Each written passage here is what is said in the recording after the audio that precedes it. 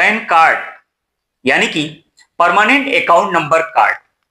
अगर banking system या financial system की बात करें तो आज के डेट में ये हमारी जिंदगी का हिस्सा है।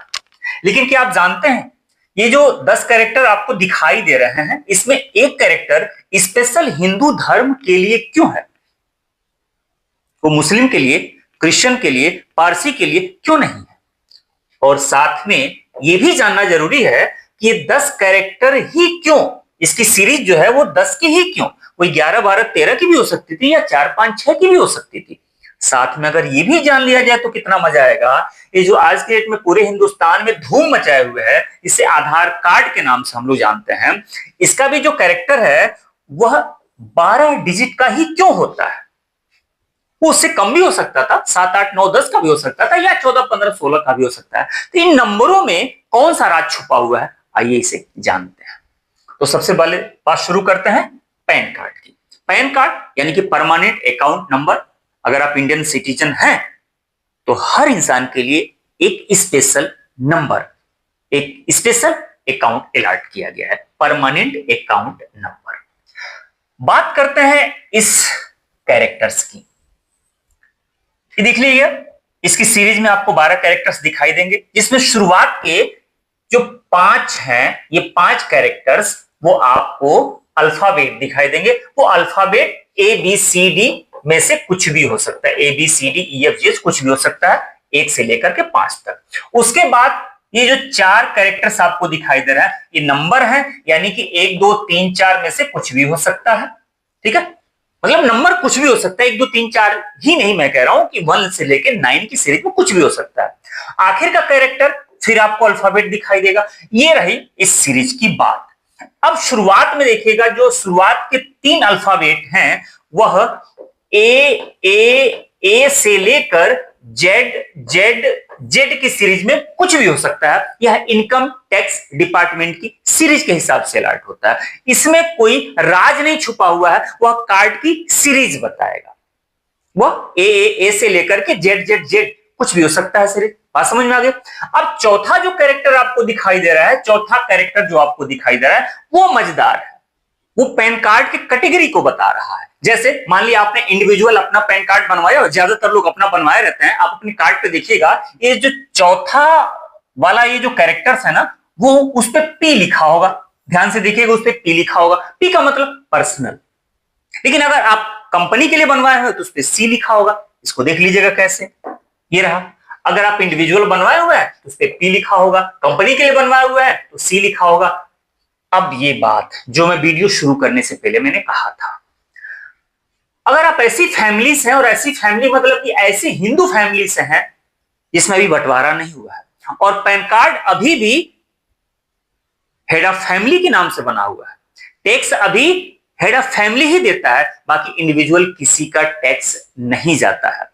अब उस पे एच लिखा होगा, एच लिखा होगा। सवाल यह है कि ऐसी मुस्लिम फैमिली जिसका बंटवारा नहीं हुआ है तो फिर उसके लिए एम क्यों नहीं? ऐसी क्रिश्चियन फैमिली जिसमें भी बंटवारा नहीं हुआ है तो उसके लिए सी क्यों नहीं? ऐसी हिंदू ही फैमिली क्यों जिनमें भी बंटवारा नहीं हुआ है, वो कंबाइंड फैमिली है और उस पे एच क्यों लिखा जाता है? इसके पीछे कुछ लॉ जानना जरूरी है। हिंदू लॉ ये कहता है कि गार्जियन के रहते या पिता के रहते, जीवित रहते घर में एक बच्चा अगर है, पैदा ही हो गया सिर्फ, तो प्रॉपर्टी में हिस्सेदार हो जाता है। ये हिंदू लॉ कहता है। कोई बच्चा पैदा हो गया तो पैदा होते ही अपनी बाप की प्रॉपर्टी में वो हिस्सेदार हो जाता है, यानी कि वो जो प्रॉपर्टी है वो संयुक्त परिवार की होती है। अब उस फैमिली में जो भी है उस प्रॉपर्टी का हिस्सेदार है। लेकिन मुस्लिम लॉ ये कहता है कि पिता के जीवित रहते, जिंदा रहते प्रॉपर्टी में कोई हिस्सेदार नहीं होता है। या तो उनके डेथ के बाद प्रॉपर्टी में बच्चों का हिस्सा होगा, बच्चों में बटेगी प्रॉपर्टी, बच्चों के नाम चढ़ेगी, या फिर जो फादर है, वो जो व्यक्ति है, वो अपने जीते जी चाहे तो अपनी प्रॉपर्टी का बंटवारा करके बच्चों में बांट सकता है। लेकिन अगर वो नहीं चाह रहा है, जब तक जिंदा है तब तक उसकी प्रॉपर्टी इंडिविजुअल होती है। उसके बच्चों का ऑटोमेटिक सिर्फ जन्म लेने मात्र से प्रॉपर्टी में हिस्सा नहीं हो जाता है। ये मुस्लिम एक्ट कहता है, ये क्रिश्चियन एक्ट कहता है। तो इसीलिए, और मुस्लिम एक्ट की बात करें, मुस्लिम एक्ट के हिसाब से प्रॉपर्टी में कंबाइंड का कोई कॉन्सेप्ट ही नहीं है। इसी तरह से क्रिश्चियन एक्ट के हिसाब से प्रॉपर्टी कंबाइंड का कोई कॉन्सेप्ट ही नहीं है। तो कॉन्सेप्ट है कहां? सिर्फ हिंदू रिलीजियस में। अब इसमें जब बात मैं हिंदू की कर रहा हूं तो हिंदी में इसमें बौद्ध भी है, याद रखिएगा, इसमें जैन भी है, इसमें सिख भी है, ये सब इसमें हिंदू में शामिल है। तो हिंदू का मतलब ऐसा नहीं कि सिर्फ हिंदू, हिंदू में बौद्ध, जैन और सिख भी हो जाएंगे। तो हिंदू अनडिवाइडेड फैमिली अगर है तो उस पर एच लिखा होगा। अगर फर्म और पार्टनरशिप के हिसाब से है तो एफ लिखा होगा, एसोसिएशन ऑफ पर्सन के है तो ए लिखा होगा, और ट्रस्ट के नाम से अगर पैन कार्ड आप बनवाए हैं तो टी लिखा होगा, और गवर्नमेंट एजेंसी के नाम से पैन कार्ड है तो जी लिखा होगा। बात समझ में आ गई आपको? तो शुरुआत के जो 3 कैरेक्टर्स हैं वो इनकम टैक्स डिपार्टमेंट की सीरीज है। चौथा कैरेक्टर्स मैंने बता दिया कि वो कैटेगरी बता रहा है कि पैन कार्ड किस कैटेगरी का है। फिर उसके बाद से 5वें कैरेक्टर की बात कर ले। पांचवा कैरेक्टर आपके नाम को बताता है। अगर आपका नाम अमित कुमार है, मान लिया कि आपका नाम अमित कुमार है, तो याद रखिएगा सरनेम का पहला अल्फाबेट यहां पर होगा। अगर अमित कुमार है नाम तो कुमार यानी कि के, यहां पर के लिखा होगा, के। ठीक है। आपका नाम अगर विजय सिंह है तो सिंह का एस यहां पर लिखा होगा। लेकिन किसी का नाम अगर सरनेम के साथ नहीं लिखा है, सिर्फ सिंगल एक नाम, जैसे मान लिखा होगा अमित, सिर्फ अमित है, इसका मतलब यहां पर ए लिखा होगा, फिर उसी का पहला वाला अल्फाबेट लिखा होगा। कंपनी के नाम से अगर पैन कार्ड है तो कंपनी का पहला अल्फाबेट यहां पर लिखा होगा। तो बात समझ में गई कि 5वां जो कैरेक्टर्स है वो आपके नाम को बता रहा है, और नाम में भी सरनेम है तो उसका पहला अल्फाबेट, और नहीं सरनेम है तो आपके नाम का पहला अल्फाबेट, 5वां कैरेक्टर। उसके बाद से आपको जो ये 4 नंबर्स दिखाई दे रहा है, ये 4 नंबर ये जो आपके कार्ड की कैटेगरी है उसकी, और आपके नाम का अल्फाबेट है उसका, ये उसकी सीरीज बता रहा है। क्यों? क्योंकि भाई हो सकता है एस नाम से कई लोग हो सकते हैं, एम नाम से कई लोग हो सकते हैं, या फिर कैटेगरी पर्सनल बनवा रहे हैं तो पर्सनल बहुत सारे लोगों का कार्ड हो सकता है, कंपनी के नाम से बहुत सारे लोगों का कार्ड हो सकता है। तो इसकी सीरीज जो बता रहा है ये 1 2 3 4 या 5 5 5 कुछ भी हो सकता है, नंबर कुछ भी उस सीरीज के हिसाब से होता है। उस टाइम पर जो सीरीज चल रही होगी वो आपको अलर्ट हो जाएगी।